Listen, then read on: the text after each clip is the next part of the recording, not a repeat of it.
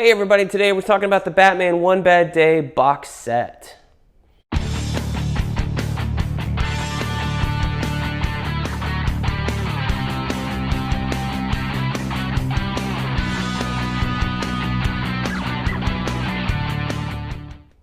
Hey everybody, welcome back to BK's Bullets. As always, I'm your host, Brent Cassina, and today we're talking about this Batman One Bad Day box set.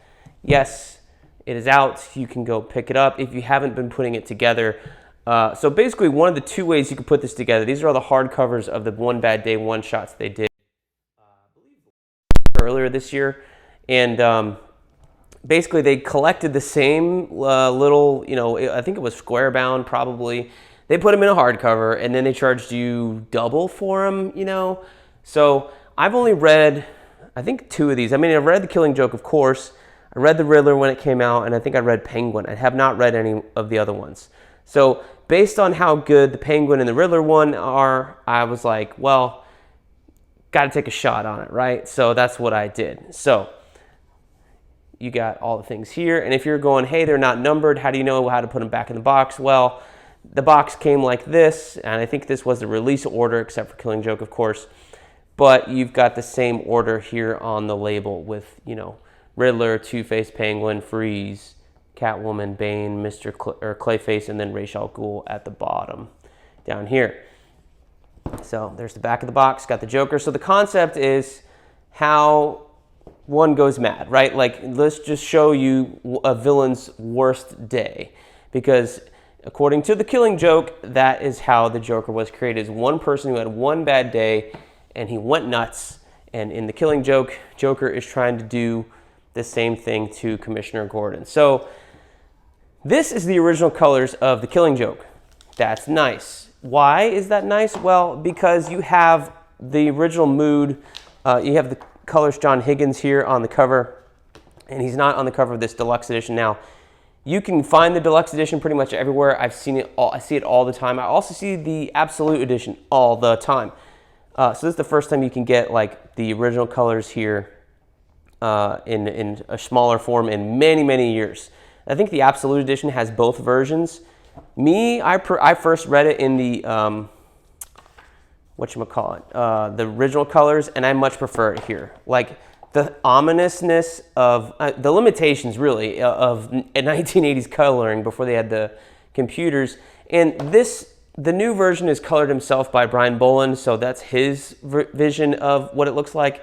But to me, it's so much more dramatic with Joker and the purple shadow here in the corner versus like this well-lit thing. And it's much more garish and oranges, filled with oranges and yellows, whereas this one just kind of feels cold and mechanical throughout.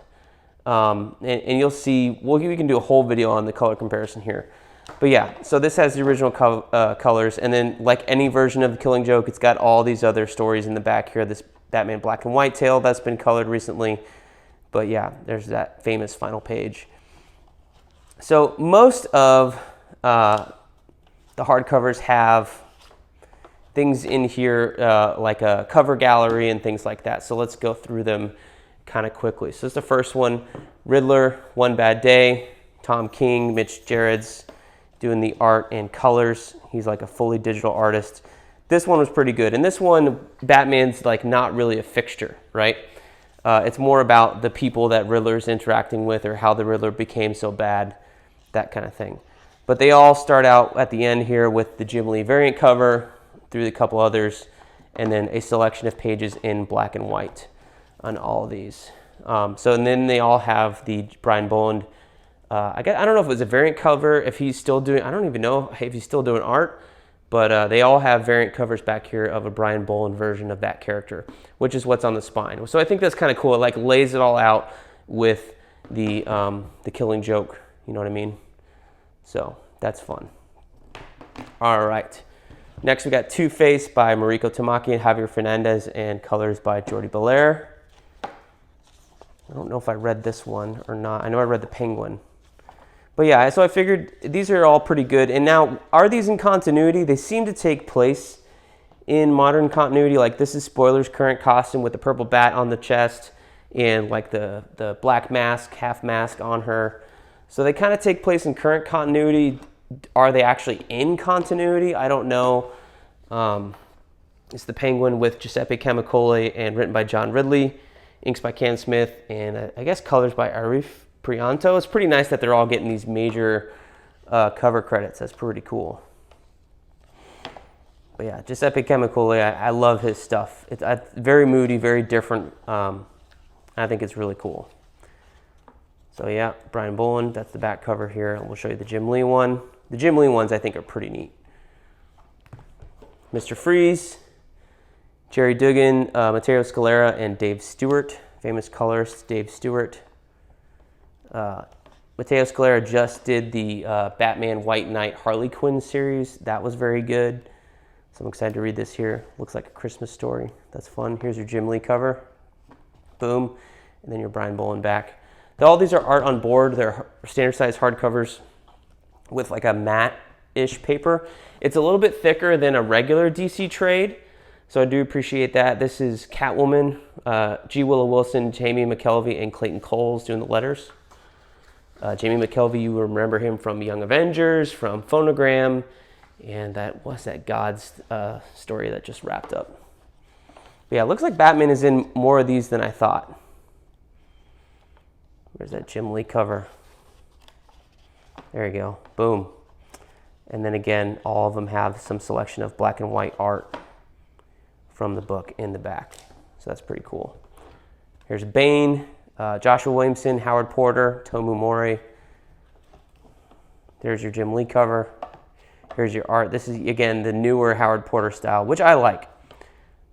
I like it a lot. Yeah. And some black and just a little black and whites in here. Some Lucha Libre stuff in here. That's cool. Clayface by Colin Kelly and Jackson Lansing. They just finished up the Captain America run with their finale. Art by Zermanico. You last saw him doing Flashpoint Beyond. He's a phenomenal artist. I like how his stuff is colored. It makes it look very animated because it's a lot of like two tones, like very simple shadows on faces and things like that. Here's your Jim Lee cover. That's awesome. Brian Bolland back. And then finally, Ra's Al Ghul, however you want to call it. Tom Taylor, Ivan Rice, Danny Mickey, Brad Anderson doing the colors. So yeah, haven't read this one yet. Honestly, I think I'm most excited to read this one because the Ivan Rice art. Oh, you got a sword fight in the snow. There's your Jim Lee cover. That's cool. And then some black and whites. There's your Bolland back. So yeah, I'm honestly most excited to read this one first, although I'll probably read them in release order coming out here. But yeah, let me know which one you liked the best. Like, I've read Penguin, I've read Riddler. I don't remember if I've read Two-Face or not. Killing Joke, obviously very good. But yeah, I think this is an interesting thing, and to have it in a nice box set. Hopefully all the stories are good, right? Like, hopefully it's worth the $160 it costs. So a little over $10 a book, honestly. Yes. Is it worth it? We will find out. But I know a couple of these stories are at least very good.